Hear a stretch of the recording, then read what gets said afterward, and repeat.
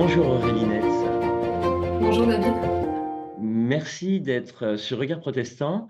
Vous êtes accompagnatrice pour l'Église réformée, formatrice, mais c'est en tant qu'auteur et anthropologue que vous êtes là pour nous faire découvrir votre livre aux éditions Saint-Augustin qui s'appelle Prier à la cathédrale de Lausanne.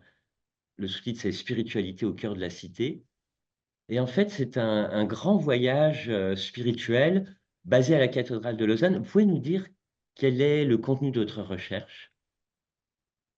Ma recherche, elle s'est basée sur une première surprise, un premier intérêt. Quand j'allais à la cathédrale de Lausanne, je voyais un tableau d'affichage qui, comme dans de nombreuses églises et temples, en fait, accueille les post-it, les notes que les personnes vont punaiser avec leurs prières, leurs intentions de prière. Et ça fait des années, quand je rentre dans un temple, dans une église, je regarde en fait un petit peu, je mets aussi parfois une prière. Et je me suis dit, bah, ça serait passionnant de pouvoir aller approfondir ce que les personnes affichent, ce qu'elles partagent, pour découvrir déjà comment la spiritualité se vit aujourd'hui, et puis aussi pour savoir qu'est-ce que ces lieux particuliers que sont les temples, que sont les églises, nous font vivre en tant que personnes. Et ça, c'est la deuxième partie de l'enquête, qui est aussi une enquête avec toute une partie d'observation participante, comme on dit en anthropologie, où vraiment je suis allée participer à toutes sortes d'événements qui avaient lieu dans cette cathédrale, qui organise aussi bien des événements culturels que spirituels, que religieux et de venir un petit peu, voilà, sentir l'ambiance, comprendre ce que les gens y vivent. Et puis j'ai rencontré aussi les femmes et les hommes qui font vivre ce lieu magnifique qui est la cathédrale de Lausanne, qui fête cette année ses 750 ans de consécration. Alors, on va découvrir un peu plus avec vous la cathédrale de Lausanne, avec aussi sa pasteur qui fait la préface, c'est Lynn Desprats. Mais pouvez-vous nous dire ce qu'est une anthropologue? Euh, Quel est son matériau de travail, ses procédés d'enquête? Euh, Être anthropologue, c'est se passionner, s'intéresser, chercher à comprendre l'être humain. Moi, ma spécialisation, c'est la dimension corporelle dans les spiritualités contemporaines. Et donc, mon matériau, je dirais, c'est les relations que je tisse avec les personnes et qui vont leur permettre déjà de me raconter ce qu'elles vivent, parfois de m'inviter à participer à des rituels ou des pratiques spirituelles. Et c'est à travers cette relation que je découvre le regard qu'elles posent sur le monde. Et à travers ces relations et le regard qu'elles posent sur le monde, j'essaye aussi de réfléchir de manière un petit peu plus large, un peu plus globale, sur ce que ça nous dit, ce que ça nous dit, pardon, sur un petit, bah voilà, les enjeux qu'on a aujourd'hui, et en même temps, à quoi va répondre notre spiritualité, qu'est-ce qu'elle transforme en nous, qu'est-ce qu'elle va transformer dans le monde aussi. Alors, votre livre Prier à la cathédrale de Lausanne euh, est construit autour d'une chronologie. Combien de temps avez-vous passé en immersion à rencontrer des personnes et puis à découvrir les prières inscrites? On va y venir. Ça vous a Alors, pris une année ou plus? alors cette immersion, je pense qu'elle a commencé très tôt parce que j'ai visité comme toute petite vaudoise, tout petit vaudois, la cathédrale de Lausanne. Pour la recherche, les papiers ont été récoltés entre juin 2023 et février 2024. Et donc pendant toute cette période, je me suis rendue à la cathédrale très très fréquemment et j'ai essayé un petit peu de sentir le lieu aussi. Il y a toute une partie un peu sensorielle dans le livre, de se dire bah voilà, comment on ressent aussi physiquement ce lieu, parce que c'est un lieu, il est immense quelque part. Il a une histoire aussi qui est là, face à laquelle on se trouve. Et puis, cette dimension sensorielle, on a aussi voulu l'approfondir avec Tania Netz, qui est artiste, et elle a réalisé 17 toiles, acrylique et huile, en fait, pour donner à ressentir, donner à éprouver ce qu'elle-même avait vécu en lisant les prières, et puis aussi en vivant la spiritualité du lieu. Oui, c'est vrai que ces toiles qui sont en illustration dans votre livre sont magnifiques, contribuent au côté contemplatif, mais alors discrètement contemplatif, puisqu'il s'agit d'un travail d'enquête. Mais c'est comme une visite guidée aussi à la rencontre des personnes priantes. Le premier chapitre, c'est récolter, c'est la récolte. Alors, des petits papiers, des prières inscrites dans des cahiers dans la cathédrale. Comment s'est déroulée la récolte? Alors la récolte, ce sont des petits papiers ont été affichés. Donc ils avaient déjà cette dimension publique, on va dire, hein, parce que les personnes les affichent volontairement. Donc c'est pas une boîte, c'est pas un carnet, c'est vraiment affiché. Et puis les personnes d'ailleurs jouent beaucoup avec cette dimension parce qu'on peut trouver sur les attentions de prière, par exemple, bah, priez pour moi ou associez-vous à ma prière. Donc il y a un peu ce jeu à la fois de parler du très intime de la prière. Hein, bon, la prière, elle émerge dans des moments d'angoisse, de doute, de souffrance, mais aussi de joie, de bonheur. Voilà, des moments où on a envie de dire merci à plus grand. Donc en même temps, c'est très intime la prière, et puis en même temps, ça va être affiché, les personnes les affichent, les partagent, et en même temps, d'une manière, je trouve, une forme de grande générosité aussi, et des fois aussi un peu de risque, hein, parce qu'il y a des papiers qui sont très intimes, voilà, qui parlent aussi de situations complexes, et les personnes vont signer de leur nom complet. Donc, il y a quelque chose, vraiment une petite bulle. J'ai ressenti ça, en tout cas en rentrant moi-même dans la lecture de ces prières. Je me suis associée à certaines d'entre elles, hein, qui m'ont profondément touchée. Qu'on parle de maladie, qu'on parle des enfants souffrants, c'est vrai que ça vient aussi me rejoindre, et c'est vrai que en même temps, ça connecte à toute cette communauté priante, hein, qu'on peut connaître ou pas, parce que des personnes qui viennent dans la cathédrale sont de passage. C'est un lieu touristique qui chaque année invite, accueille presque 500 000 personnes. Oui, vous parlez d'un bourdonnement, de faire pèlerinage. Euh, il y a veille sur ma famille, protège ma situation, qu'elle soit stable, mon travail. Qu'est-ce qui structure ces prières? Quelles thématiques avez-vous regroupées? Il y a beaucoup de thématiques. Le livre même est vraiment une déambulation entre ces thématiques et en même temps essaye d'amener quelque chose, vous parlez de la contemplation, mais quelque chose de la réflexion, de comment ces prières ont aussi travaillé en tant que personne. On retrouve la thématique évidemment de la guérison physique, guérison santé mentale aussi, des demandes de changement, de transformation, toutes les prières autour des relations interpersonnelles, dans le couple, dans la famille. Beaucoup de prières aussi pour la paix dans le monde, mais aussi une paix intérieure, un espace aussi d'ancrage à trouver dans un monde qui peut questionner et qui questionne. Et donc c'est vrai qu'à travers toutes ces thématiques de prière, finalement, on découvre les préoccupations de nos contemporaines, et puis les préoccupations qu'on a aussi en nous-mêmes. Oui, vous avez un chapitre intitulé Donne-nous ta paix. C'est une lecture euh, pour tous les curieux, mais aussi ceux qui cherchent du sens.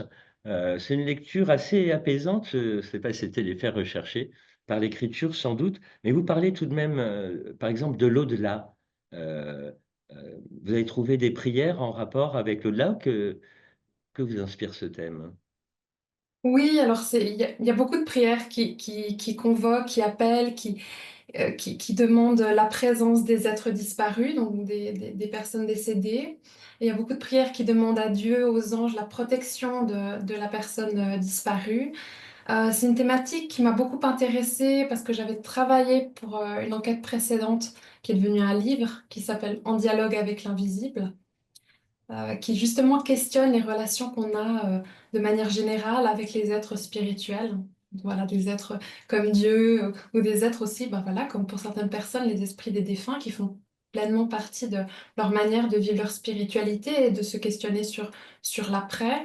Et ce qui me touche beaucoup dans cette thématique-là, c'est qu'on voit à quel point il y a une forme de pérennité dans le lien qui se transforme évidemment, hein, mais dans la relation avec la personne défunte, et on la lui souhaite, on lui imagine un lieu de paix où elle peut être voilà, baignée dans l'amour, rejoindre Dieu. Enfin, il y a quelque chose de presque voilà, d'accepter que la personne parte, mais qu'elle arrive aussi à un autre endroit où elle va être aimée. Et donc ce lien d'amour qui continue, je trouve ça très beau. C'est tout à fait la spiritualité au cœur de la cité. En l'occurrence, c'est à Lausanne, c'est prier à la cathédrale de Lausanne qui nous fait découvrir euh, ces chemins spirituels contemporains qu'empruntent tous ceux qui se rendent à la cathédrale. Ça fait beaucoup de personnes chaque année, 500 000, je crois, par an. 500 000 par an, c'est un des lieux les plus visités du canton. De la Suisse, peut-être aussi ça, faudra qu'on vérifie. Puis on coupera. Euh, c'est un lieu, effectivement, qui est un lieu aussi politique, où les personnes aussi en charge de l'État se font élire, se font accueillir. C'est un lieu à la fois réformé depuis l'entrée de la Réformation dans le pays de Vaud, et en même temps c'est un lieu d'ouverture avec la messe qui a lieu une fois par an et d'autres rencontres avec d'autres confessions chrétiennes, notamment la communauté orthodoxe. C'est aussi un lieu qui a accueilli récemment Delphine Orvilleur pour un échange entre la pasteure Lynn Desprats et elle sur Pessah et Pâques, les proximités et les spécificités de chaque tradition. Donc c'est un lieu carrefour. Et dans l'histoire, les cathédrales ont toujours été des lieux carrefour entre le religieux, le sacré, le profane. C'était des lieux où, voilà, où il y avait aussi des échanges culturels, économiques. C'était des lieux de vie. Et je pense que c'est aussi un lieu laboratoire pour la spiritualité contemporaine, un lieu d'expérimentation. Et je crois que c'est ce que j'ai retrouvé dans toutes ces prières, c'est à la fois un ancrage dans une tradition chrétienne pour la plupart du temps, qu'elle soit réformée, catholique, d'autres traditions protestantes, mais aussi il y a une dimension de créativité en fait, que les personnes se réapproprient, créent, subvertissent un petit peu et finalement trouvent leur chemin voilà, pour habiter ce monde le temps qui leur est donné. Le langage de la prière peut être parfois simple, s'il te plaît, pour la paix, la guérison. Vous avez un chapitre entier sur la guérison. Et puis, merci pour euh, des choses reçues. Et vous l'indiquiez à l'instant, c'est un lieu de reconnaissance. Vous avez un chapitre qui s'intitule Merci. Qu'avez-vous trouvé sous cette disposition de la gratitude?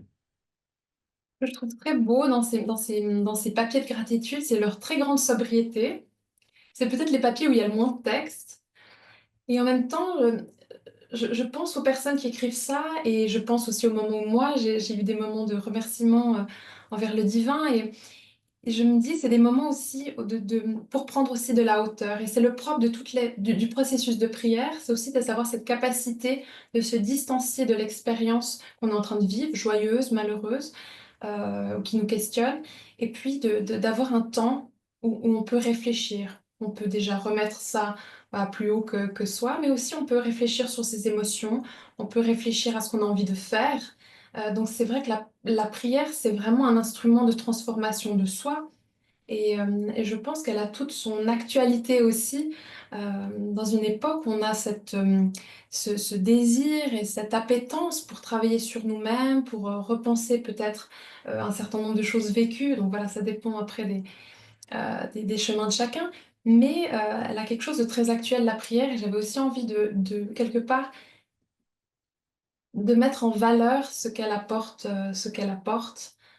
C'est pas juste demander à un être, voilà, qu'on voit pas. Non, c'est toute une démarche intérieure qui fait partie, je pense, de la capacité humaine d'être résilient et de recréer malgré les aléas de la vie.